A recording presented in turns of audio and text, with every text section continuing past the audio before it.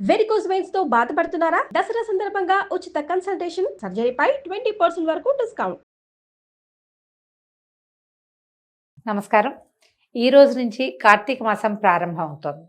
యథావిధిగా మనం కార్తీక పురాణం చెప్పుకుందాం. అయితే స్కాంద పురాణ అంతర్గతంగా ఉన్న వైష్ణవ ఖండంలోంచి ఈ కార్తీక మాస మహాత్మ్యాన్ని గురించి చెప్పుకుంటాం మనం. రోజుకొక 15 నిమిషాల సమయం వెచ్చించి పూజా విధానానికి ముందో స్నానవిధికి తర్వాతో మీకు ఎప్పుడు అవకాశం ఉంటే అప్పుడు ఆన్ చేసుకుని వినటమే. ఈ కార్తీక మాసంలో స్నానము, పూజ, దానము, దీపము ఎంత విశేషమైన ఫలితాన్ని ఇస్తాయో పురాణ శ్రవణం కూడా అంతే విశేషమైన ఫలితాన్ని ఇస్తుందని చెప్పబడుతుంది. కుదిరిందా అన్నీ చేసి దాంతోపాటు పురాణం కూడా విందాం. కుదరలేదా ఏమీ చేయలేకపోయినా పురాణ శ్రవణం చేసినా కూడా తత్సమానమైన ఫలితాన్ని ఈ విన్నవాళ్ళు పొందుతారని చెప్పబడింది. మేము ఈ అవకాశాన్ని బట్టి కార్తీక పురాణాన్ని వినేటువంటి సమయాన్ని తీసుకోండి. అయితే దీన్ని సింపుల్గా తేలికగానే వెళ్ళిపోతుంది. ఎలా మొదలు పెట్టారు దీన్ని చూద్దాం. శుక్లాంబరధరం విష్ణుం శశివర్ణం చతుర్భుజం ప్రసన్నవదనం ధ్యాయేత్ సర్వ విఘ్నోపశాంతయే. ఈ 30 రోజులు ఏ విఘ్నాలు లేకుండా మనం కార్తీక వ్రత మహాత్మ్యాన్ని వినాలని భగవంతుడిని ప్రార్థిస్తూ మొదలు పెడతాం. నైమిషారణ్యంలో సత్రయాగ దీక్షితులైనటువంటి శౌనకాది మహామునీశ్వరులు ఒకప్పుడు నిఖిల పురాణవేత్త అయినటువంటి సూత మహర్షితోటి ఇలా అడిగారట. ఈ నైమిషారణ్యంలో పూర్వము ఆ కాలంలో ఎప్పుడు యజ్ఞయాగాదులు జరుగుతూ ఉండేవి. ఏ ఋషులైనా మహర్షులైనా యాగం చేయాలన్న సంకల్పం వస్తే నైమిషారణ్యంలో చాలా వెసులుబాటుగా ఉంటుందని అక్కడికి వెళ్ళి అక్కడే యాగాలు యజ్ఞాలు చేసుకునేవారట. శౌనకుడు మొదలైనటువంటి చాలామంది మహర్షులు కలిసి సత్రయాగాలు అవి నిర్వహించేవాళ్ళు. ఈ సత్రయాగం ఏంటంటే 10 సంవత్సరాలు నిర్వహించబడేది. పొద్దున యాగం చేసుకుంటారు, తర్వాత ఎవరి దారిని వాళ్ళ తపస్సులు, సాయంకాల విధులు నిర్వహించుకోవటము ఇట్లా జరిగేది. ఆ ప్రాంతానికి ఎవరైనా మంత్రవేత్తలు కానీ ఋషులు కానీ లేదా ఇలా పురాణ ప్రవచనకర్తలు కానీ ఎవరైనా వచ్చినప్పుడు వీళ్ళందరూ చేరి మహావినయంతో అయ్యా మాకు ఏదైనా మంచి మాటలు చెప్పండి అని ఓ పక్కన యాగవిధి నిర్వహిస్తూనే రకరకాల విషయాలు పురాణాలు అవి వినేవాళ్ళు. ఇప్పుడు ఈ సూత మహాముని ఏంటంటే సమస్తమైన పురాణాలు తెలిసినవాడు. పెద్దవాళ్ళ దగ్గర నుంచి విని ఆ విన్నదాన్ని ఇంకొకళ్ళకి చెప్పగలిగేటువంటి వినయాన్ని అవలంబించే పద్ధతి కలిగినవాడు. ఆయన వచ్చినప్పుడు శౌనకుడు మొదలైనటువంటి ఋషులంతా ఇలా అడిగారు. ఓ సూత మహాముని, జనక మహారాజుకు వశిష్ఠ మహాముని చెప్పినటువంటి కార్తీక మహాత్మ్యాన్ని సవిస్తరంగా మేము వినగోరుతున్నాము. కాబట్టి ఆ కార్తీక మహాత్మ్యాన్ని మాకు వివరించండి అని సవినయంగా ప్రార్థించారట. అప్పుడు సూతుడు ఇలా చెప్పారు. ఓ శౌనకాది సమస్త మునీశ్వరులారా వినండి. ఈ కార్తీక మహాత్మ్యము పూర్వము వశిష్ఠ మహాముని జనక రాజర్షికి తెలియజేశాడు. దీనిని వినడం వల్ల సమస్త సంపదలు ప్రాప్తిస్తాయి. దీన్ని విన్నవాడు జనన మరణ రూపమైనటువంటి సంసార బంధాన్ని తెంచుకుని మోక్షాన్ని పొందుతారు అని చెప్పారట. తర్వాత ఆ మునులతో ఇంకా చెప్తున్నారు. ఒకానొకప్పుడు దైవవశం చేత సిద్ధాశ్రమానికి పోతున్నటువంటి వశిష్ఠ మహాముని జనక రాజర్షి గృహానికి చేరాడు. మిథిలా నగరానికి వెళ్ళారనమాట. అంతటా జనక మహారాజు వచ్చినటువంటి బ్రహ్మర్షి వశిష్ఠుల వారిని చూసి సింహాసనం మీద నుంచి చకచక దిగొచ్చేసి అనేకానేక నమస్కారాలు చేసి సంతోషంతో పులకిత శరీరుడై అర్ఘ్యపాద్యాదులతోటి ఆయన్ని పూజించి ఆయన పాదోదకాన్ని తన శిరస్సు మీద ధరించి బంగారపు ఆసనాన్ని వేయించి వికసించిన తామర పువ్వుల వంటి కన్నులు కనవాడు, సమస్త జంతువుల యందు దయగలిగినవాడు, అంతరింద్రియ బాహ్యేంద్రియ నిగ్రహము కలిగినవాడు, సదాచారవంతుడు, బాలసూర్య సమాన కాంతి కలిగినవాడు, సమస్త సుగుణ సంపన్నుడు, సాక్షాత్తు బ్రహ్మదేవుని కుమారుడైనటువంటి వశిష్ఠ మహామునితోటి భక్తిగా ఇలా అన్నాడు. ఈ లక్షణాలన్నీ వశిష్ఠుల వారు అండి. వశిష్ఠుల వారు బ్రహ్మ యొక్క మానసపుత్రుడిగా చెప్పబడతారు. ఆయన బ్రహ్మర్షి. ఎన్నో తరాల వెంబడి సూర్యవంశపు రాజులకి కులగురువుగా ఉన్నాడు. రాముల వారి కులగురువు వశిష్ఠుల వారినే చెప్పుకుంటాం. రాముల వారికి వశిష్ఠుల వారికి జరిగినటువంటి సంవాదాన్ని యోగ వాసిష్టం పేరుతోటి చాలా ప్రత్యేకమైన గ్రంథం అది. అలా అంత మహనీయుడు అనమాట, చాలా గొప్పవాడు. ఆయనతో ఇలా భక్తిగా అడిగాడు. ఓ బ్రాహ్మణోత్తమ, మీ దర్శనం వలన నేను ధన్యుణ్ణి అయ్యాను. నేను చేయదగిన పుణ్యం ఇంకా ఏమీ లేదు. ఇప్పుడు మా పితరులు కూడా ధన్యత చెందారు. నేను మిమ్మల్ని చూడడం వల్ల మా పితృదేవతలు కూడా తృప్తి పొందారు. మహాత్ముల యొక్క దర్శనము సంసారులకు దుర్లభము. కాబట్టి ఇప్పుడు మీరు మా ఇంటికి రావడం వల్లే నాకు మంచి రోజులు వచ్చాయని నేను భావిస్తున్నాను అని రాజు ఎంతో సంతోషంగా పలికాడు. ఇలా అనేసరికల్లా ఈ జనకరాజర్షి మాటలు విన్న వశిష్ఠ మహాముని వికసించిన మొహంతో దయగలిగిన వాడే సంతోషంగా చిరునవ్వులు నవ్వుతూ రాజుతోటి ఇట్లా అన్నాడట. ఓ రాజోత్తమ, నీకు క్షేమం అగుగాక. నేను మా ఆశ్రమానికి పోతున్నాను. రేపు మా ఇంటి వద్ద యజ్ఞము జరగవలెను. దానికి ఇప్పుడు అవసరమైన ద్రవ్యం సమకూర్చడానికి నీవే అర్హుడవు అని చెప్పాడు. చెప్పేసరికల్లా రాజుగారు అన్నాడు, మునీశ్వర, యజ్ఞానికి చాలా ద్రవ్యం ఎంత కావాలంటే అంత నేను సమకూరుస్తాను. కానీ ఎవరైతే వింటారో వాళ్ళ పాపాలని పోగొట్టేటువంటి ధర్మరహస్యాలని నీ దగ్గర నుంచి నేను వినాలనుకుంటున్నాను. నీకు తెలియని ధర్మరహస్యాలు లేవు కాబట్టి అధిక ఫలితాన్ని ఇచ్చేటువంటి సూక్ష్మమైన ధర్మాన్ని తెలియజేయమన్నాడు. సాధారణంగా అందరికీ అదే కావాలండి.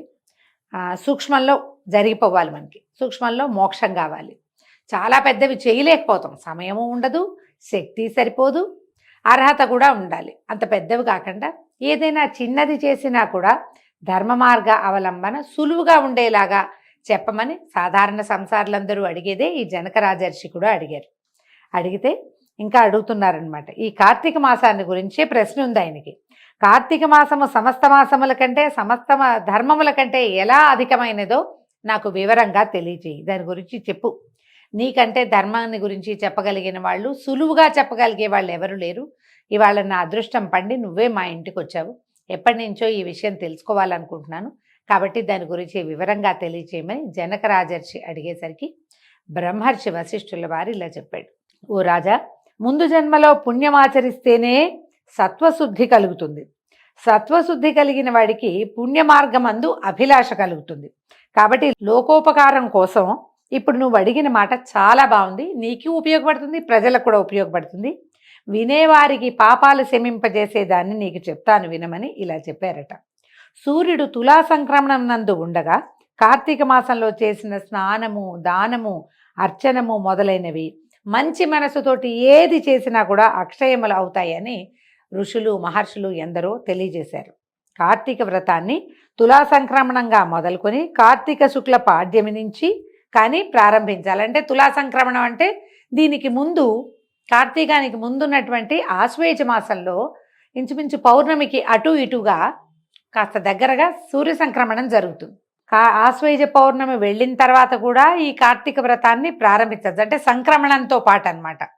లేదా కార్తీక శుద్ధ పాడ్యమి మనం ఎట్లా మొదలు పెడతాము, మన విధానం ఏంటి, పాడ్యమితోటి వ్రతం మొదలు పెట్టుకుంటాం. కానీ మనకు చూడండి, భారతదేశంలోనే కొన్ని ప్రాంతాలలో పౌర్ణమితోటే నెల పూర్తయిపోతుంది. ఆశ్వేజ మాసం పౌర్ణమితోటి వెళ్ళిపోయి, ఆశ్వేజం వెళ్ళిపోయి కార్తీకం మొదలవుతుంది. మళ్ళీ కార్తీక పౌర్ణమితోటి కార్తీకం పూర్తయిపోతుంది. కొన్ని చోట్ల ఆ విధానం ఉంటుంది. వీరు చెప్తున్నారు అంటే మన భారతదేశం తాలూకు 2 ప్రాంతాల వారికి ఉపయోగపడేలాగా అయితే మీరు అప్పుడైనా మొదలు పెట్టుకోవచ్చు, లేకపోతే ఇప్పుడైనా, ఇప్పుడు మనం మొదలు పెట్టేలాంటి విధానంలో. మనకి సౌత్ ఇండియా అంతా, అంటే దక్షిణ భారతదేశం అంతా కూడా, అంతా కాదు మన ప్రాంతం ముఖ్యంగా తెలుగు వారికి ఏంటంటే ఈ అమావాస్య వెళ్ళగానే నెల మొదలవుతుంది. ఇలాగైనా చెప్తున్నారు. కార్తీక శుద్ధ పాడ్యం నుంచి కానీ మీరు ఈ వ్రతాన్ని ప్రారంభించుకోవాలి. ఆరంభమందు ఏం చెప్పుకోవాలట, సంకల్పం ఏం చెప్పాలో చెప్తున్నారు. ఓ దామోదర, నేను కార్తీక వ్రతాన్ని ఆరంభించుతున్నాను, దానిని నిర్విఘ్నంగా పూర్తి చేయము అనే సంకల్పం చేసి కార్తీక స్నానాలు ఆరంభించాలి. మొట్టమొదటే వశిష్ఠుల వారు తెలియజేశారు. ఏమిటి, కార్తీక మాసంలో దామోదర ప్రీత్యర్థమే కార్తీక మాసంలో మనం స్నానం, జపం, తపం, దానం, పురాణ శ్రవణం ఏం చేసినా కూడా దామోదర ప్రీత్యర్థమే. ఈ కార్తీక మాసానికి అధిష్టాన దైవము దామోదరుడు, శ్రీ మహావిష్ణువు. కానీ మనం చేసేవన్నీ శివాభిషేకాలు చేస్తాము. విష్ణు ప్రీత్యర్థం శివాభిషేకం చేస్తున్నామని చెప్పుకోమంటున్నారు. కార్తీక మాసంలో సూర్యోదయ సమయం నందు కావేరీ నది యందు స్నానం చేసిన వారికి మహాఫలితం కలుగుతుంది. సూర్యుడు తులారాశిని ప్రవేశించిన తోడనే 3 లోకములను పవిత్రం చేస్తూ గంగా నది ద్రవరూపాన్ని ధరించి సమస్త నదీ జలముల యందు ప్రవేశించును. తులారాశిలో కార్తీకమున చెరువులందు, దిగుడు బావుల యందు, నూతుల యందు, పిల్ల కాలువల యందు కూడా హరి నివసించి ఉంటాడు. అంటే మనకి వాపీకూప తటాకాదులన్నిట్లలోనూ భగవంతుడు నివసిస్తాడు. గంగానది ద్రవరూపం ధరించి నీరు నిలవ ఎక్కడుంటే అక్కడల్లా కూడా, అంటే స్వాభావికమైన జలం ఉన్న చోట, మనము నించిన పాత్ర కాదు. మనం కుండలో పెట్టుకుంటే, బిందెలో పెట్టుకుంటే, చెంబులో బకెట్లో పెట్టుకున్న దాంట్లో గంగ ఉండదు. గంగ ఉందని కాదు చెప్పడం. స్వాభావికమైన జలాలన్నిట్లలోనూ కూడా గంగాదేవి ద్రవరూపంగా ప్రవహిస్తూ ఉంటుంది. హరి నివసిస్తాడు. గంగ ఎక్కడుంటే హరి ఎక్కడుంటాడు. రాజా, అన్ని వర్ణముల వారు, అన్ని వర్గముల వారు కార్తీక మాసమందు ఈ ఆచారాన్ని పాటించాలి. బ్రాహ్మణుడైన వాడు కార్తీక మాసమందు గంగకు పోయి నమస్కరించి హరిని ధ్యానించి కాళ్ళు చేతులు కడుక్కొని ఆచమనం చేసి శుద్ధుడై మంత్రముల చేత భైరవుని అనుజ్ఞను పొంది మొలలోతు జలమందు స్నానం చేయాలి. ముందు నడుం వరకే నీళ్ళలో దిగి స్నానం చేయాలట. తర్వాత దేవ ఋషి పితృతర్పణాలు ఆచరించి హరిభక్తితో అఘమర్షణ మంత్రమును పఠిస్తూ బొటనవేలి కొనతో ఉదకమును అంటే నీటిని అలోడనము అంటే ఇలా తిప్పాలట. నీటిని తిప్పి తర్వాత తీరమునకు వచ్చి అక్కడ యక్షతర్పణం చేసి ఈ నడువుకి కట్టుకున్న వస్త్రాన్ని విడిచి ఉదకమును వదిలి ఆచమనం చేసి శిరస్సును వదిలి మిగిలిన శరీరం అంతా తడి వస్త్రంతో తుడుచుకోవాలి. తడిబట్టతోటే ఒళ్ళు తుడుచుకోవాలని చెప్తున్నారు. ఇది పురాణంలో ఇలా చెప్పబడిందండి. మొలలోతు స్నానం అంటే కంఠదగ్న మెడ అని చెప్పటం లేదు.